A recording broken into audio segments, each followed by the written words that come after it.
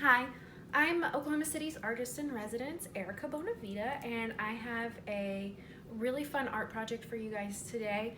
This one's geared towards either children or adults, so it's for anybody at any skill set, and you guys can kind of make it your own and do with it what you will. So, what we're going to be working on today is going to be a dessert still life. And one of my favorite painters that does these is Wayne Thiebaud. And this is some examples of his work. And you don't have to necessarily follow his work. This is just one artist that I'm using as an example. But you can kind of look up different people who do this in different styles, different mediums. But what's really fun about his work is his use of color. He's just very bold, vibrant, puts tons of bright yellows and greens, and he loves to do outlines with red and green and blue, puts a lot of blue in his shadows. And it's just really fun. It's a really fun take on how to do that. And so what I want you guys to do at home is to make your own dessert still life. And I think that the most fun way to do that is to pick out something that's really relevant to you personally. So for me, I like to think of cotton candy, going to Brahms for an ice cream cone, homemade pies and cakes. So if you have something at home that you already have maybe made with a family member while you're at home during this quarantine time, or if you want to do something that's really nostalgic that makes you think about your childhood, there's a lot of different things. So you can kind of play with it and make it really personal so that it can be something that reminds you of fun times. So the first thing you want to do when you're trying to create your dessert still life is boil everything down to the absolute bare bones essentials of shapes. So you want to be looking for circles, triangles, squares, and ellipses. So for our cotton candy, we're going to have it on a very skinny little cone, and that is a triangle shape. So we're going to want to draw a really long triangle here. And we want it to be kind of skinny, because that's what I usually picture when I'm thinking about cotton candy. So just a little bitty triangle there. We'll put a little ellipse on the top of it just so that we understand the volume of it, and that's going to get covered up. It's not super essential, so if you wanted to just ignore that part, you can do that. If we were going to draw an ice cream cone, we would make this wider and shorter, but again, still a triangle. And then for the cotton candy, we actually have a really loose shape. Cotton candy can be kind of ambiguous, and I'm doing this 100% from memory. But you could have something in front of you as well. And you can do these, you could do like a puffy, really circular cotton candy, or you can do a lot more elongated. It can have a lot of irregularities in it. So this one's really fun because it really leaves you so much room to play around with this. So we'll just draw, let's do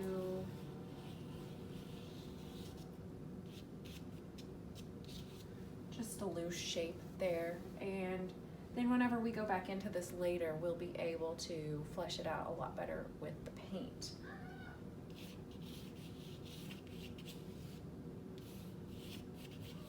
You'll also want to include, not always, but you can include a horizon line if you want to.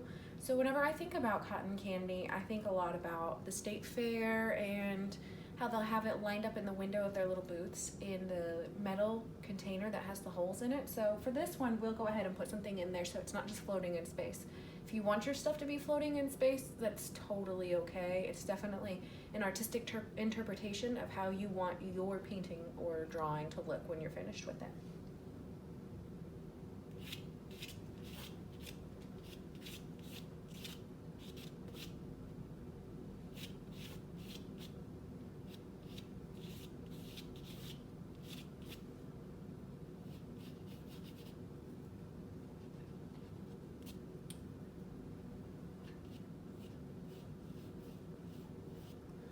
So I think maybe for mine, I might even make it thicker. I'm thinking about, they probably have a little bit more depth to them, so I'm gonna put just a little bit more to it.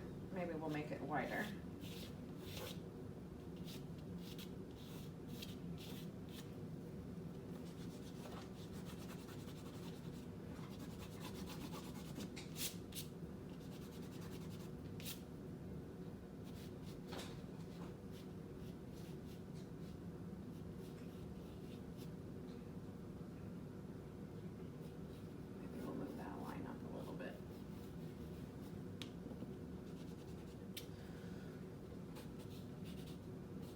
And so this is why you definitely want to start out in pencil, or at least I prefer to.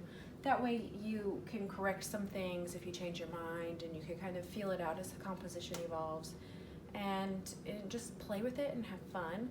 And once you get something that you're really happy with, you can move on to either paint or color. You could do colored pencils, oil pastels. You could even collage this if you wanted to. So it's, the sky's the limit on how creative you want to be with the next phase.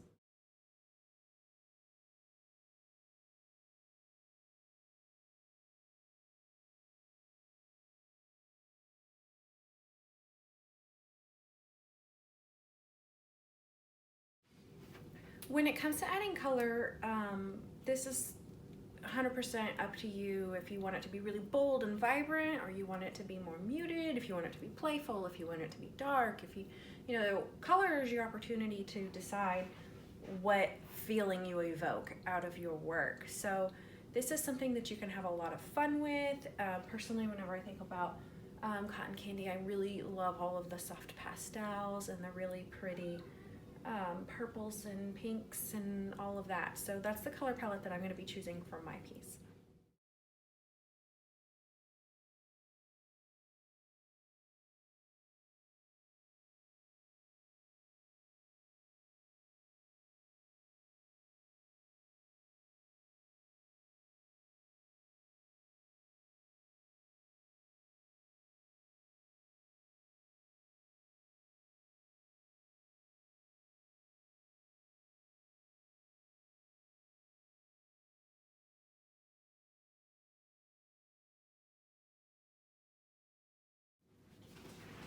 You can choose to finish this out in whatever style you prefer. I chose to go a little bit more whimsical and fun and keep it looser, and just kind of really lends itself well to the subject matter. If you're the type of artist that's a little bit more that you want to finish it out in a more realistic style, that's totally a possibility. You could be as creative with this as you like. You can keep it as abstract if you want to. You could boil it down to just shapes. You could have a circle here, a triangle, and a line, and leave it at that with solid colors. Or you could add more and more detail and just really make it your own, so that it feels like something that you have put your own personality into.